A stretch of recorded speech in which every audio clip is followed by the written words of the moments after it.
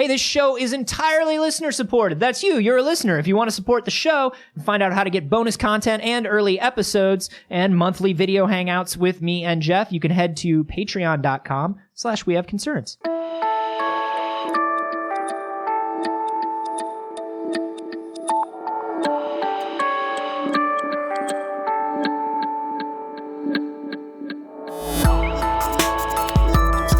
I feel like Maz Kanata, like they had to know.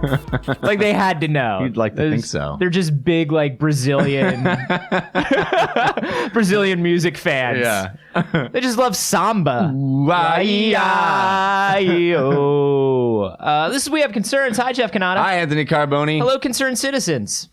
Hey, we talk a lot about animal intelligence. But there's nothing funny about animal intelligence. No. It's serious. It's serious business. It's certainly serious business for Melody Jackson, a computer scientist at Georgia Tech.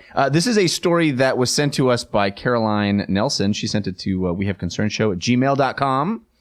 She could have also used our subreddit, wehaveconcerns.reddit.com.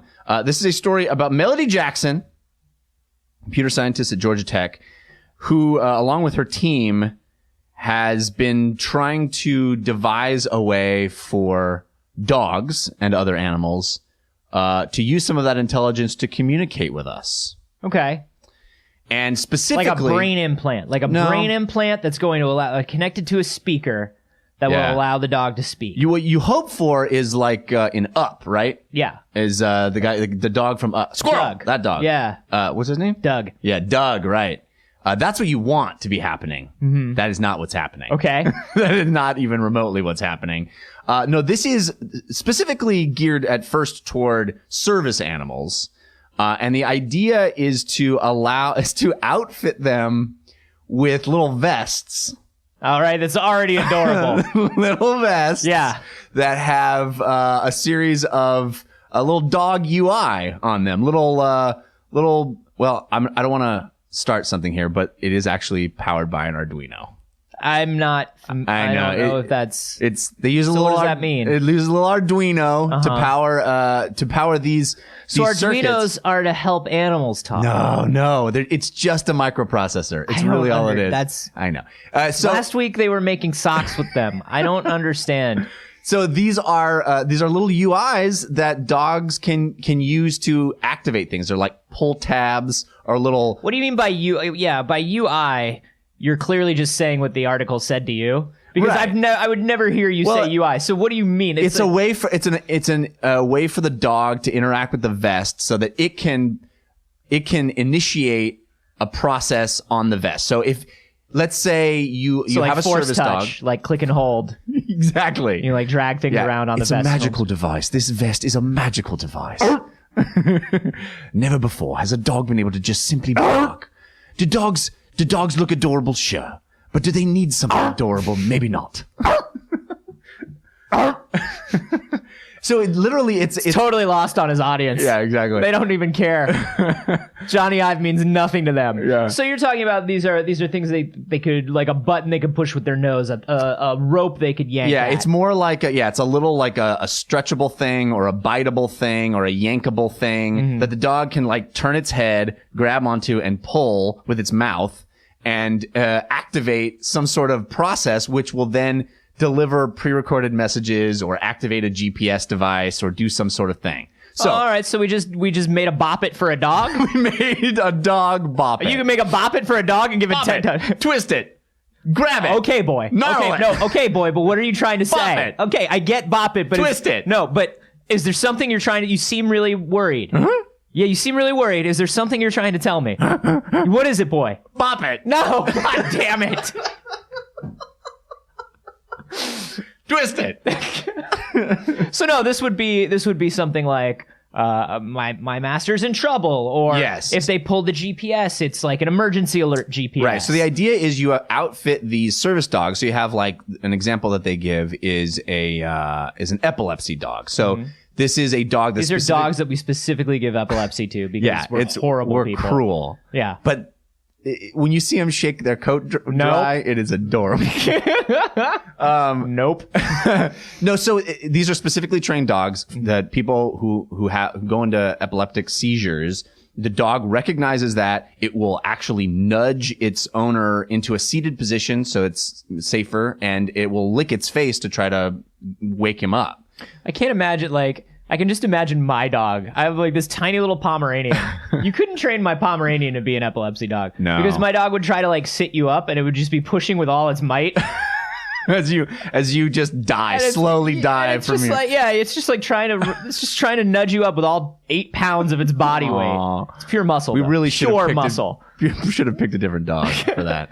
Well, okay, so So the idea is, instead of doing all that stuff, or in addition to doing all that stuff, I suppose, it would also, twist its head, yank a cord on its vest. Stop it. And and there would be or it could like run to someone else and activate this thing, and it'd be like, my master is in danger, please follow me. Would be like this pre-recorded message. Dog runs up to you and that happens. Do you trust it? Oh, I don't know, man. Like, that's weird. Like, that's weird. Dog pranks are so real. I've known so many people that have fallen for so many sick dog pranks. Oh yeah, you like pull you into an alley, and then you're there, and all it wants you to do is bop it, just forever. You're like, come on, dog. I don't know. A dog walks up to me with a vest on, pushes a button, and it goes, "My master is in danger. Follow me." Yeah. I probably think I'm being inducted into some sort of secret society of super scientists. Well, yeah, that would be awesome. Like, it'd be so disappointing to just get there and see some guy having I guess I can help save this guy's life. Yeah. Oh, all right. It's just some dude who swallowed his tongue, I guess. Fine. But I was really hoping for like a George Clooney Tomorrowland sort of scenario. Yeah. I don't know that I would. I'd be like, what? And like, that dog would have to push that button 8 times. Yeah, there's like a whole series of different knobs and twists on its thing. It's like, no, seriously, my master's in danger. I understand that this seems a little out of the ordinary. It might be hard to cope with. But I assure you that what's happening is real. Yeah, I don't really have time for this right now, dog. I'm sorry. I understand your incredulity. Yeah. But time is really of the essence. No, I'm walking over to, I got things to do. I have a whole shopping list, and I promise you that this is very important, and that I am not just a dog that doesn't understand what's going on. Listen, I got fooled by this one time. I signed a petition outside of a Trader Joe's. Listen, motherfucker, we are going to find my master. All right, calm down, dog. Twist it. I fell for a dog prank. Damn dog pranks. So not only are they trying to outfit dogs with stuff like this, they're working on it for dolphins, other kinds of animals.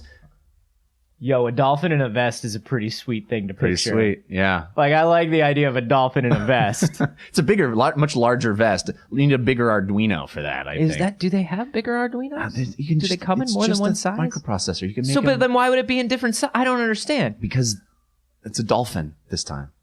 Obviously. Yeah. I do not understand technology.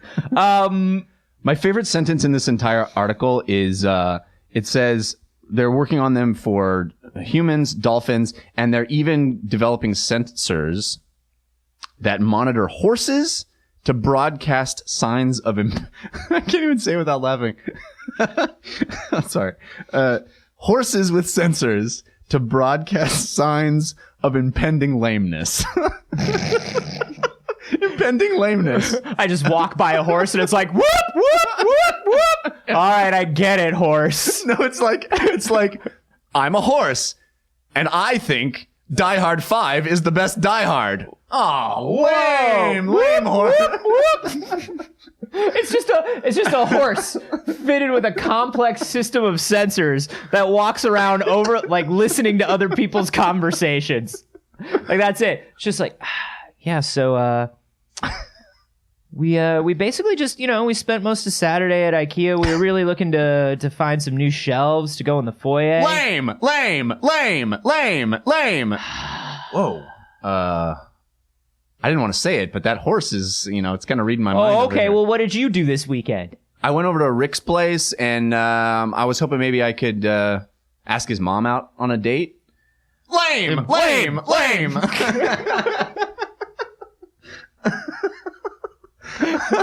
Then a second Shetland pony walks up next to it. Creepy.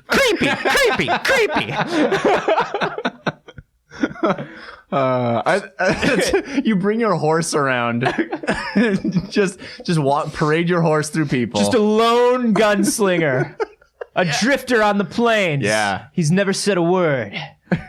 But he and his trusty steed always seem to be around when they are most needed. Yeah.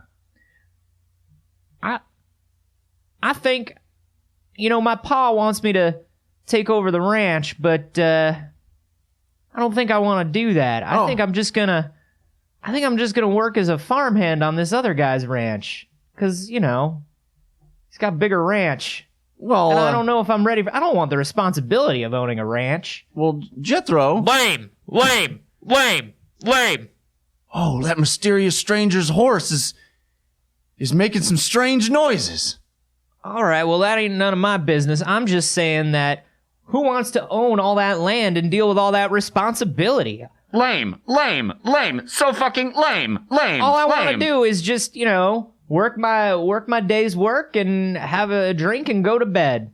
No, Jethro. A simple life. I think that makes a whole lot of sense. Lame. You're both lame. Totally lame. A tinier pony is walking up next to that stranger's pony. Boring. And that's how he was. The stranger and his sidekick. Tonto. Taunto. You get it? Because he would taunt you with his horse. So in this situation, is the horse the sidekick? Well, I was thinking the sidekick was riding the smaller Shetland pony that you referenced. You could go either way. You really could go either way. As long as his name... You left out a lot of vital information. I did. I got the name... Leading up to a really bad pun. Tonto. Yeah. Come on, that was a good one. Lame. So, what do you think about this? I feel like this is a really clumsy attempt to get to the Doug thing. We want to be able to sort of crack the code and communicate to our animals in a more direct way, but it doesn't feel like this is Here's the thing. The way. We've had all these apps and little accessories and appliances and electronic devices that are supposed to tell you what your dog is thinking or saying. Like, I've seen 100 of these things. Yeah. I think the main problem with that, the main problem with getting to the Doug thing, is we are assuming that dogs and other animals understand, think, and process language in exactly the same way we do. Mm-hmm. You know what I mean? So my dog may have a 200-word vocabulary. My dog may understand a bunch of regular phrases. Does my dog understand those phrases in terms of cause and effect, or does it understand the meaning of the words? If I string those 200 words together differently, does my dog still understand their meaning? Are they processing language? So are we able to even get to the Doug thing? Right. Is what's happening in their brain cognitive thought, or is it call and response? Yeah. Is that what you're saying? Or is it cognitive, but they just do it in a completely different way than we do? Right. You know what I mean? Yeah. Is it a language thing that's done differently? So, is the Doug thing possible? Who knows? Is turning every little dog into Dick Van Dyke from Mary Poppins the best intermediate answer? Lame. Lame. Yeah. Just put more crap on the dog. Yeah, I don't know. I see the value in this, and if it's something that can be done consistently and easily, and it's easy to train the dog to do it, then why not? Right? Right. Well, they say it's actually remarkable how quickly the dogs adapt to the interface. That they there was one example that they used about the fact that it was designed to be a touch sensor for their nose, but they quickly learned that all they had to do was swipe their nose in front of it, and it worked. And so the dogs adapted, and it became this gesture interface instead of a touch interface, even though the designers didn't intend that to happen. Oh. It's kind of cool. The dogs are no, all I have to do is just swipe my nose, and it gets the same thing done. That's because Dogs is lazy. I can tell you that. Dogs is super lazy. My dog, if you tell it to do a trick, it's always trying to figure out what the least amount of effort is to exert to do that trick. Well, and then the annoying thing is when it leaps right to the trick, it's like, I'll just fucking do the trick. Let me just do the trick right away. That's got to be the hardest thing. I didn't ask for the trick yet, bro. That's got to be the hardest thing with training service dogs. And I've had a couple of friends who have trained them, and I haven't really asked them as much about it as I think I probably should, because I am interested in the process. But like, everybody holds up a treat. Like, if you've trained a dog, you hold up a treat, and the dog will go through every single trick it knows. Right. Lay down, roll over, sit up. What do you want? What? Gimme. I did all of them. I anticipated your every request. Yeah. Like, okay, all right. I'll pull the thing. My master's in trouble. Please follow me. No. My master's in trouble. Please follow me. Oh, my God. Twist it. Pop it. Pull it. What do you want? What do you want from me? I've done all of them. I've done the twist it. I've done the bop it. Well, that's another thing that, I guess people already trust these service animals implicitly with their lives, and to know that, I guess, for example, a seeing eye dog is trusted with knowing whether to pull you across the street or not. Sure. And we trust them. So I guess there would be no trust issues here in the sense. No. I don't think it's a trust issue. I'm just interested in the process of teaching them to do it. That's all. Right. I just want to know what that's like. Yeah. But yeah, I think that's cool. Man, I'll tell you what. If we give dogs a vest that you can just push it and your GPS is sent to like medical and the authorities and all that. Yeah. That means that dog has quicker access to emergency services than I do through my smartphone. It's true. If I'm looking at my phone right now, and it's like, if I felt like I was passing out, I don't have a one-touch contact the authorities. It sucks when the dog has Here's where I am, send it. Like, I don't. The dog has to that. unlock its vest before I can use it. Like, what's the dog's 4-digit code? Yeah, it's like paw, nose. And then paw, nose, swipe. All right, now go into emergency contacts. All right, now go to send my location, drop pin. All right, send, and just the dog looks over. I'm like dead. No, okay, I just got to do one more thing. Then I hit the send, then lame. Lame. Shut up, horse. I'm saving him as fast as I can. That horse is a dick. And I can imagine a future where this interface or we learn, as we build this thing, we learn the way that dogs respond to it. We learn how to build a better interface for dogs, right? Well, that's really what she's talking about here. This Melody Jackson person, she actually did a TED talk about it. And she said really what they're learning is as I said, what are the best UIs for dogs? Like what works? They said they ran through a whole bunch that just got chewed up. They're like, oh, well, we can't make them like this because the dog chews it. So we can't do that.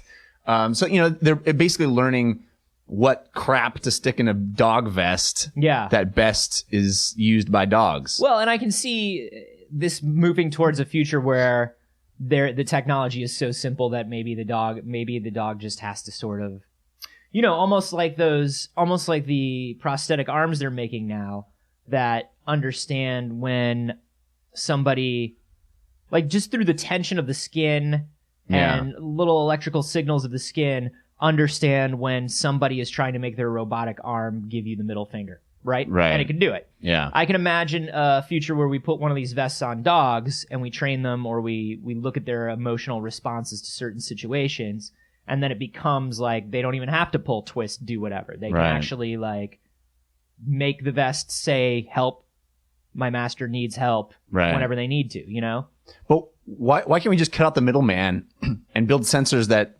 know when I'm having an epileptic seizure? Let's remove the dog from the situation. Can't we do that? I think Arduinos only work on dogs. Is that how that is? I don't know. I'm bluffing. Yeah, I don't know what clearly. an Arduino does.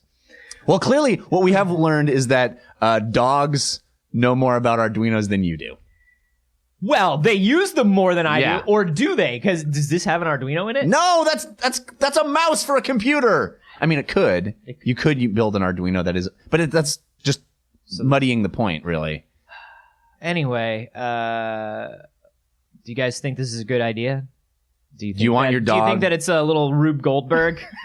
Is it maybe a little too complicated? Have we missed an easier way to do this? What we do is, see, the dog has to leap through a hoop, run up this ramp, jump into the water, retrieve this ball, and then it's saved. Let us know how you feel about this. You can you can send it to us on Twitter. I'm at @acarboni. I'm at Jeff Canada. And you can hashtag those bop it, obviously. And hey, it's a new year. Oh my gosh. Welcome to 2016, everybody. 2016, it's a whole new thing, you guys. It's going to be different than 2015 in so many ways. Yeah. Not in the ways in which we will ask you for things at the end of the show. No, these are going to be exactly the same. Yeah. If you've been listening to the show for a while, maybe you've been listening to the show since 2014 when we started the show. Oh my gosh, has it been that long? Can you believe it? The halcyon days of 2014. If you've been getting a lot of enjoyment out of the show and you are wondering how this show continues to happen, how do we keep making it? I wonder that. Yeah. How does this show continue to happen? How do these dudes keep doing this every week? The answer is we do it entirely through the support of patrons over at patreon.com/wehaveconcerns. Yeah, that is the only way we fund the show. It's awesome. It allows us to have direct contact with our audience, and it allows you to give us value for the value that we hopefully provide in return. So head over to patreon.com/wehaveconcerns.